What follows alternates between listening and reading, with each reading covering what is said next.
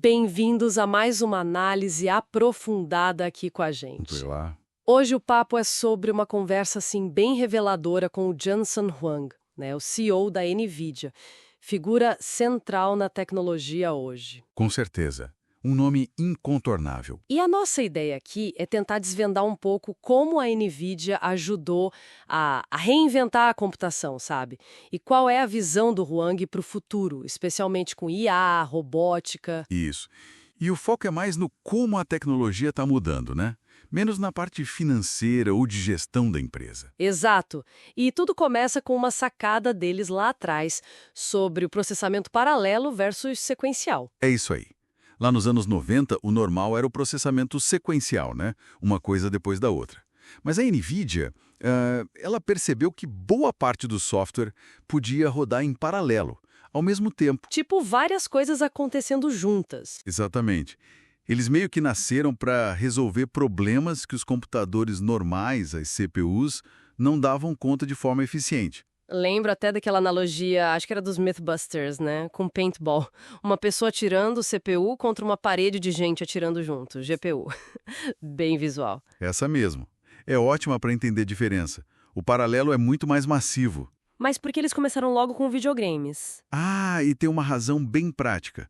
Os gráficos 3D dos jogos precisavam desse tipo de processamento em paralelo, sabe? Era uma demanda enorme. Entendi. O mercado já existia e era grande. Exato. Um mercado gigante e, assim, faminto por mais performance. Isso acabou financiando toda a pesquisa e desenvolvimento inicial da NVIDIA. Virou um ciclo, né? Mercado paga por P&D, que cria tecnologia melhor, que aumenta o mercado. Forte, né? Dizendo que as GPUs são máquinas do tempo. O que ele quis dizer com isso? Olha, essa é uma visão bem profunda do impacto da aceleração computacional.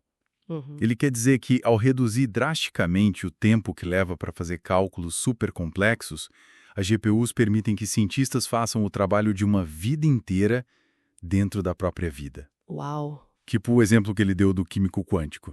Coisas que levariam décadas, agora levam meses, talvez semanas. É como ver o futuro científico mais cedo, sabe? Seja para prever o tempo ou simular como uma droga interage com uma proteína. É comprimir o tempo de descoberta, então. Mas no começo, usar esse poder todo das GPUs não era simples, né? Os pesquisadores tinham que meio que enganar a placa. Era bem isso. Tinham que usar uns truques, adaptar o código de um jeito não muito intuitivo. Aí a NVIDIA sacou que precisava facilitar isso. E como resolveram? A solução foi o CUDA, que é basicamente uma plataforma, um conjunto de ferramentas para programar as GPUs de um jeito mais direto, usando linguagens que os desenvolvedores já conheciam, como o C++. Ah, tornou mais acessível? Muito mais. E parece que a inspiração veio, em parte, de ver gente usando as GPUs para coisas inesperadas, tipo reconstrução de imagem médica lá no Mass General. Eles viram o potencial e criaram o CUDA para destravar isso. Então, o CUDA foi tipo um democratizador desse poder computacional. E qual a ligação direta disso com aquele marco de 2012, a AlexNet e o boom da IA que a gente vive hoje? A ligação é total, direta mesmo. A AlexNet, aquela rede neural que, assim, mudou o jogo do reconhecimento de imagem... Sim, lembro dela. Cara, Hum, perceberam que, em vez de ficar escrevendo regras e mais regras para um computador, era mais poderoso treinar o computador com um monte de dados. E as GPUs eram perfeitas para esse treino massivo. Foi uma mudança de paradigma, né? De instruir para treinar. Exatamente. E o Wang percebeu que isso não era só um jeito novo de fazer as coisas, era algo que ia remodelar toda a computação. Por isso eles investiram pesado e criaram coisas como o DGX, que são supercomputadores feitos para IA. E essa aposta demorou para dar o retorno que tem hoje, né? Ele fala numa década entre a AlexNet e o hype atual. Investimento de dezenas de bilhões, é muita paciência. É uma aposta de longo prazo, baseada em convicções muito fortes. Quais seriam essas convicções principais? Bom, ele menciona algumas. Primeiro, a crença de que a computação acelerada, usando GPUs e outras coisas, era o caminho a seguir, não tinha volta. Ok. Segundo, que redes neurais profundas têm uma propriedade quase mágica. Elas escalam.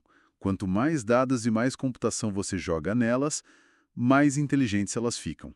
Isso não é verdade para toda a tecnologia. Entendi. Elas melhoram com a escala. Isso. E terceiro, a ideia de que a IA tem que ser tipo uma tradutora universal, conseguir entender e gerar diferentes tipos de dados. Texto para imagem, imagem para código, código genético para estrutura de proteína, até dados de sensores para ações de um robô. Falando em robô, isso nos leva para a fronteira atual que ele está explorando, robótica e a física. A visão de que tudo que se move será robótico é enorme. Carros, cortador de grama, até um R2-D2 pessoal. É uma visão ambiciosa, sem dúvida. Mas treinar robôs para o mundo real, com toda a bagunça e imprevisibilidade, parece um desafio gigantesco. Como eles estão lidando com isso? O desafio é real, sim. Treinar só no mundo físico é lento, caro e até perigoso, né? Imagina um robô aprendendo a andar e caindo toda hora. Complicado. Então, a aposta da NVIDIA é na simulação. Simulação de altíssima fidelidade. Eles têm ferramentas como o Omniverse para criar esses mundos virtuais 3D super realistas. Mundos digitais para treinar os robôs. Exato. E o mais novo é o Cosmos, que funciona como um modelo de fundação para o mundo físico. Ele ensina para a IA as regras básicas, tipo gravidade, atrito, como as coisas batem umas nas outras, o senso comum da física. Ah, interessante. Para a simulação ser mais realista ainda. Isso. A analogia que o Juan usa é legal. Cosmos mais Omniverse está para robôs, assim como o ChatGPT mais a busca na web está para linguagem. Você tem a base de conhecimento, Cosmos ChatGPT, e a conexão com fatos do mundo, física, simulações, documentos da web. Entendi. Permite gerar cenários quase infinitos para treinar, sem risco. Exatamente. Bilhões de cenários, seguros, eficientes, para que o robô já chegue no mundo real muito mais preparado. A visão é essa. Tudo que se move vai ter algum nível de autonomia e inteligência. Uma visão e tanto. Mas claro, a gente sabe que a IA também traz seus desafios, né? Não é só maravilha. Sim, claro. Ele mesmo reconhece. Tem a questão dos vieses nos dados que podem levar a IA a tomar decisões injustas ou até perigosas. Uhum. Tem o problema das alucinações, né? Quando a IA inventa coisas que parecem verdade, mas não são. Isso mina a confiança. Sim, a confiabilidade é chave. E a segurança, claro. Especialmente com robôs agindo no mundo físico. Qualquer erro pode ter consequências sérias. Precisa de muita engenharia, sistemas redundantes. E um ponto crucial para tudo isso funcionar em escala é a eficiência energética, certo? Fundamental. Não dá para ter IA superpoderosas se elas consumirem a energia de um país inteiro. O Juan até destacou o avanço do DGX, que ficou 10.000 vezes mais eficiente em 8 anos. É um ganho absurdo. É impressionante. E uma última coisa que achei interessante foi a aposta na flexibilidade. Por que não fazer chips super especializados para um tipo de IA, como os Transformers? Essa é uma aposta na incerteza do futuro, de certa forma. Como assim? A crença deles é que a inovação em IA não parou. Longe disso. Novas arquiteturas, novos modelos, talvez até coisas totalmente diferentes dos Transformers vão surgir. Então um chip muito específico ficaria obsoleto rápido? Exatamente. Eles preferem ter uma plataforma mais flexível que permita aos pesquisadores testarem essas novas ideias sem precisar esperar anos por um hardware novo para cada coisinha. É uma aposta na velocidade da própria ciência. Faz sentido. Bom, para a gente ir fechando, foi uma jornada em tanto, né? Começou lá com um processamento paralelo para games. Pois é. Passou pela revolução da IA com Deep Learning. E agora está mirando essa era da robótica física e inteligente.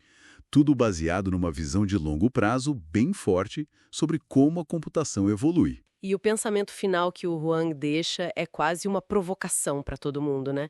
A questão não é se a IA vai mudar o que a gente faz, mas como a gente pode usar ela para melhorar nosso trabalho, nossos estudos, qualquer área. É tipo uma nova alfabetização, né?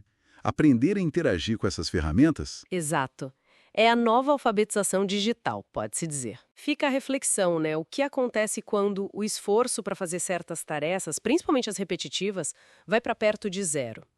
Que novas portas isso abre para a criatividade, para a descoberta? Pois é. Aquele potencial de se tornar super-humano, não por ser inerentemente melhor, mas por ter a capacidade ampliada pela IA. Talvez o convite seja esse mesmo. Experimentar, sabe? Usar essas IAs como um tutor pessoal, como ele sugere, para acelerar o nosso próprio desenvolvimento. Exatamente. Aprender fazendo, usando a ferramenta. Acho que esse é o caminho.